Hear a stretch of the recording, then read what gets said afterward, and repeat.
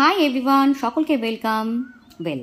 আজকে একটা দারুণ এক্সপিরিয়েন্স শেয়ার করতে যাচ্ছি, মানে টোটালি একটা আউট অফ দ্য ওয়ে একটা ব্যাপার। তো বেরিয়েছিলাম বান্ধবীর বাড়ি যাবো জন্যে, বাট হঠাৎ করে রাস্তায় মামার সাথে দেখা, আমার ছোট মামা। তো ও আমাদেরকে লিফট দিচ্ছিল বেসিক্যালি, বাট তার আগে আমাদেরকে নিয়ে ও একটা নতুন জায়গায় নিয়ে যাচ্ছিল, বেসিক্যালি মেয়ে দেখতে। মানে পুরোটাই একটা অদ্ভুত আমাদের জন্য ফার্স্ট টাইম। তো দেখতে থাকো, আশা করি মজা হবে। কি হয়? হ্যাঁ, যাচ্ছি। ভদ্রভাবে যেতে হবে তো নাকি? লোকের বাড়ি মেয়ে দেখতে পেতে মানে কি নিজেরা যেভাবে হয়ে যাবো? আমরা ভদ্রভাবেই আছি। তো আমরা পৌঁছে গেছিলাম মেয়ের বাড়িতে। আমাদের বাড়ি থেকে 12 থেকে 15 মিনিটের রাস্তা ছিল অন বাইক।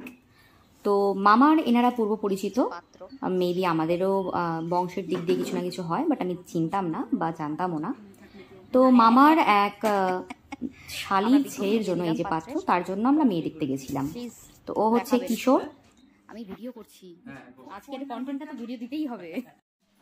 প্রথমবার গেছিলাম, বাট আমি জানতাম কাইন্ড অফ এরকম অ্যারেঞ্জমেন্ট হয়, কারণ স্বাভাবিক আমার বিয়ে হয়ে গেছে।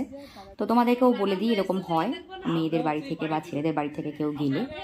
তো আমরা বিকেলের দিকে গেছিলাম মেনলি, যার জন্যে ভাত বা দুপুরের লাঞ্চের আয়োজন ছিল না, বাট অনেক কিছুই ছিল। তো এনারা মেয়ের বাড়ির লোকজন সবাই ছেলে দেখতে এসেছিল।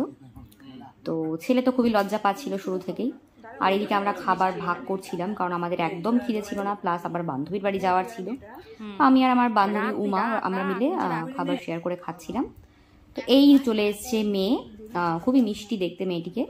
আমাদের তো খুবই ভালো লেগেছে, যদিও আমরা জাজ নই আর কি, তবুও বলবো খুব মিষ্টি ছিল মেয়েটা।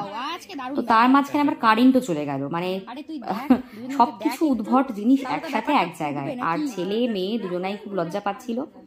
তো এখানে যেটা হচ্ছিল, এনারা সবাই ছিলেন, ওদের মধ্যে ওরা ছিল, নিজেদের কথা বলার স্পেস পাচ্ছিল না। তো আমরা আবার উল্লেখ করলাম, আমার বান্ধবী মানে মেনলি উল্লেখ করলো, তো ওদেরকে আলাদা কথা বলতে দেওয়া হলো। তো এর মাঝে মামা আবার আমাদেরকে বান্ধবীর বাড়িতে ছেড়ে দিয়ে আসলো। তো সেখানে গিয়ে আমরা অনেকক্ষণ ছিলাম, আড্ডা দিয়েছি, খাওয়া দাওয়া করেছি।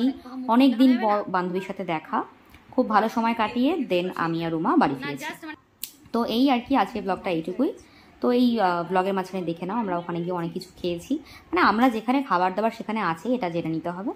তো শেষ, দেখা হবে নেক্সট ব্লগে। ততক্ষণ সবাই ভালো থেকো, টাটা।